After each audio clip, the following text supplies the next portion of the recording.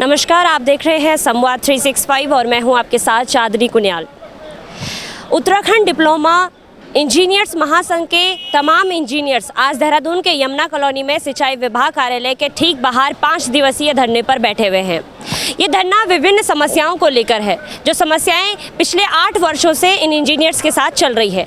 आइए जानते हैं कि क्या वो समस्याएं हैं जिनको लेकर आज यहाँ पर इंजीनियर्स 5 दिवसीय धरने पर बैठे हुए हैं। उत्तराखंड के विभिन्न विभागों में कार्यरत डिप्लोमा इंजीनियर्स की लंबित समस्याओं के समाधान हेतु डिप्लोमा इंजीनियर्स महासंघ के द्वारा शासन स्तर पर लगातार अनुरोध करने के बाद अभी तक भी डिप्लोमा इंजीनियरों की समस्याओं का समाधान नहीं हो पाया है और अब इन्हीं समस्याओं के समाधान को लेकर उत्तराखंड के अलग अलग इलाकों से आए हुए डिप्लोमा इंजीनियर देहरादून के यमुना कॉलोनी में 5 दिवसीय धरने पर बैठे हुए हैं। समस्याओं का समाधान न होने से उत्तराखंड डिप्लोमा इंजीनियर्स महासंघ के सभी सदस्यों में भारी रोष व्याप्त है। उत्तराखंड डिप्लोमा इंजीनियर्स महासंघ के अध्यक्ष एस चौहान ने बताया कि 8 वर्षों से डिप्लोमा इंजीनियर्स की समस्याओं का समाधान नहीं हो पाया है। मुख्य सचिव स्तर से माननीय वित्त मंत्री जी उत्तराखंड सरकार के स्तर से निर्णय हो जाने के बाद भी पिछले लंबे समय से उन निर्णयों को लागू नहीं किया जा रहा है। शासन ने जियो जारी किया था 2015 में कि कनिष्ठ अभियंता को 10 वर्ष की सेवा के पश्चात 5400 ग्रेड पे दिया जाएगा, उसको लागू नहीं किया जा रहा है। तो हमारा जो समस्याएं हैं वो हैं पूर्व निर्णित जो बिंदु हो चुके हैं, उन बिंदुओं को लागू किया जाए, उन शासनादेशों का अनुपालन किया जाए। माननीय मुख्य सचिव महोदय आंखों में आंसू लाके कहते हैं कि जब निर्णय मेरे द्वारा कर दिया गया है उसके बाद मीन में क्यों निकाली जा रही हैं वित्त विभाग द्वारा। इतनी दुखद स्थिति शासन में अधिकारियों ने बना दी है। सरकार को बदनाम करने का काम ये अधिकारी कर रहे हैं, संगठनों की बिल्कुल नहीं सुन रहे हैं। पिछले 8 साल से हम लगातार परसुएशन में लगे हुए हैं। अगस्त 2022 से लगातार हम चेयरमैन परसुएशन समिति के माध्यम से अपनी समस्याओं के समाधान के लिए लगे हुए हैं, लेकिन किसी समस्या का समाधान नहीं हो पा रहा है।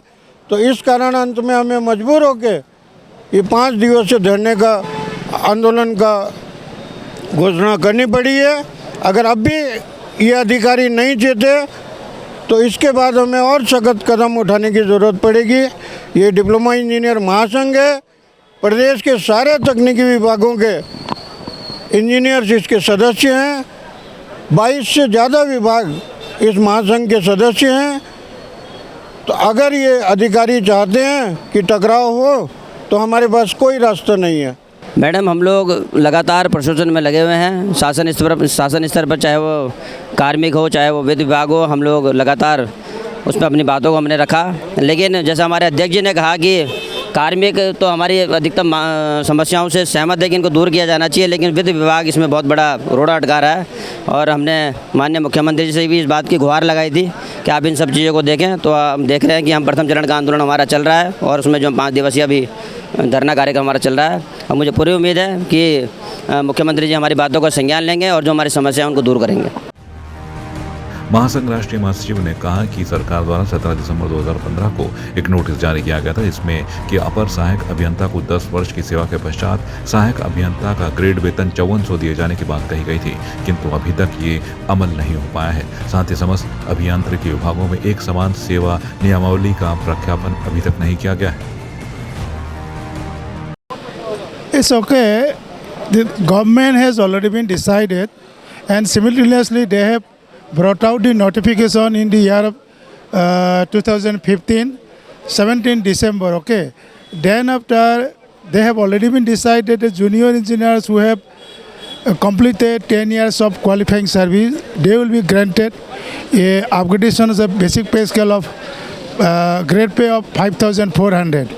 They have already been decided, but till that they have not implemented. So only for that reason, the junior engineers are hesitated because they have already taken the decision. They are not implemented. So it is a matter of great concern on the part of the government. वहीं अनिल भंडारी अपर सहायक अभियंता का कहना है कि जैसा कि जनप्रतिनिधि कहते हैं और बताते हैं कि हमारा देश इस स्थिति में नहीं है कि वो पेंशन दे सके, तो हम इतना कहना चाहते हैं कि हम अपनी पेंशन को छोड़ने को तैयार हैं, लेकिन पहले जनप्रतिनिधि भी अपने विधायक और सांसद बनने पर मिलने वाली पेंशन को बंद करें। हम ये कहना चाहते हैं कि आज हम अपने उत्तराखंड डिप्लोमा इंजीनियर महासंघ के आह्वान पे एकत्र हुए हैं, क्योंकि शासन द्वारा कई मांगे जिन पे निर्णय हो चुका है और लेकिन अभी 2 साल भी हो गए, अभी तक उन पे कोई शासनादेश नहीं जारी किया गया है। और कई चीज़ें ऐसी हैं जो हमारे को पहले मिलती थी, 10 साल पे हमारे को प्रथम एसीपी मिलती थी, जो कि हमको अब 11 साल हो गए हैं। 2011 बैच के कई लोग ऐसे हैं जिनको वो अभी तक नहीं मिल पा रही है एसीपी। 10, 16, 26 3 निश्चित हमारे प्रोन्नत वेतनमान होते थे, या फिर हमें प्रोन्नत वेतनमान होते थे या हमें पदोन्नति मिलती थी, लेकिन वो भी हमारी 10, 20, 30 कर दी गई है। 10, 16, 26 कई वर्षों से लागू थी, जो समाप्त कर दी गई है। और हमारा पुरानी पेंशन के लिए है, कई राज्यों में लागू हो चुकी है, तो उत्तराखंड राज्य में क्यों नहीं? हमारा कहना है हम राज्य हित, देश हित, जैसे कि नेता लोग बताते हैं, हमारे माननीय जनप्रतिनिधि बताते हैं कि देश इस स्थिति में नहीं है हमारी पुरानी पेंशन देने के। अगर ठीक है तो हम अपनी छोड़ने को तैयार है। तो आप जो हर बार जितनी बार आप माननीय विधायक बनते हैं, सांसद बनते हैं, आपको हर बार की पेंशन अलग मिलती है, आप भी इस देश में योगदान कीजिए ना। देश की अर्थव्यवस्था उससे सुधर रही होगी। पहली शुरुआत आप करिए, आप हमें रास्ता दिखाइए, हम उस रास्ते पे चलेंगे। और एक जो मिड ट्रांसफ़र सत्र होता है, ट्रांसफ़र एक्ट लागू हुआ था हमारा, वो हमने इसलिए लागू करवाया था कि जो हमारे साथी लोग हैं जो कई वर्षों से दुर्गम में 20 साल हो गए, जिन्हें 25 साल हो गए, इसका उनको लाभ मिले। क्योंकि इसका एक्ट में ये प्राविधान था कि 4 साल आप सुगम में करेंगे और 3 साल आप दुर्गम में करेंगे तो अनिवार्य रूप से आपका स्थानांतरण किया जाएगा, जो एक्ट कहता था। और जब आपका ट्रांसफ़र दुर्गम में किया जाएगा तो आपके लेटर उसमें डेट निश्चित होगी वो डली हुई कि अब आपको इस डेट को आपका ट्रांसफ़र हो जाएगा। लेकिन अनिवार्य ट्रांसफ़र एक्ट का भी एक तमाशा बन गया है।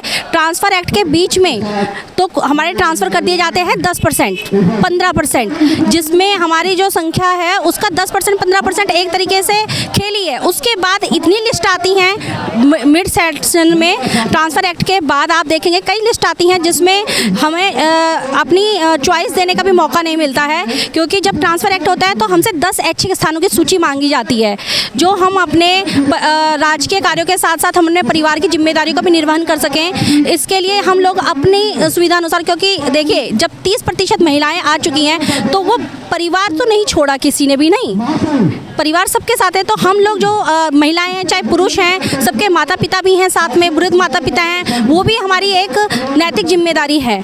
तो हमें उन्हें भी देखना, उसके अकॉर्डिंग हम अपनी 10 सूची देते थे ऐच्छिक स्थानों की। लेकिन मिड सेंचर में जो ट्रांसफ़र होते हैं उसमें कोई सूची नहीं मांगी जाती। हमें 300 किलोमीटर, 200 किलोमीटर दूर हमारे स्थान से दूर भेज दिया जाता है। और जब ट्रांसफ़र एक्ट होता है उसमें हमको कंसीडर नहीं किया जाता कि आपका ट्रांसफ़र हो चुका है। जब हमारा ट्रांसफ़र हो चुका है तो आप हमें कंसीडर क्यों नहीं कर रहे हैं?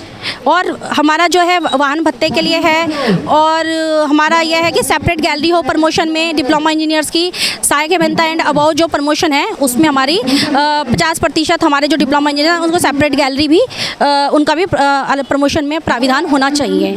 तो ये जो मेन मांग है हमारा जो 4600 ग्रेड पे है, जो कि यहाँ पे उत्तराखंड सरकार ने यहाँ पे दे दिया गया था, बट हमारे निगमों में ये लागू नहीं था। तो हमें 2016 से मिला है। इसको हम जैसे ये इनको मिला है उत्तराखंड वाले जो जितने भी हैं हमारी, तो क्योंकि लिमिटेड में आता है यूजीएमएल लिमिटेड ना, तो ये इनको जैसे इनको मिला है ऐसा हम भी चाहते हैं कि हमें भी 2009 से ये प्राप्त हो, बट ये हमें नहीं दिया जा रहा है। और इस मांग को उठाते हुए 2016 से हमें अभी तक हो गया है। और इसमें ये कभी बोलते हैं ऑर्डर, बस ऑर्डर ही बाकी है, और ऑर्डर देने में इनका इतना साल निकल गया है। तो हम तो बस ये चाहते हैं कि हमारा 2009 से ये 4600 जो है ग्रेड पे लागू किया जाए। अलग अलग जिलों से आए हुए इंजीनियर्स आज यहाँ पर अपनी समस्याओं को लेकर बैठे हुए हैं। जैसा कि आपने देखा कि इंजीनियर्स की क्या क्या समस्याएं हैं और कितने सालों से जो है इन्हीं समस्याओं को लेकर इंजीनियर्स परेशान चल रहे हैं। तमाम ऐसी बड़ी खबरों के लिए आप संवाद 365 को फॉलो करें। मैं कैमरामैन दिनेश के साथ चांदनी कुनियाल।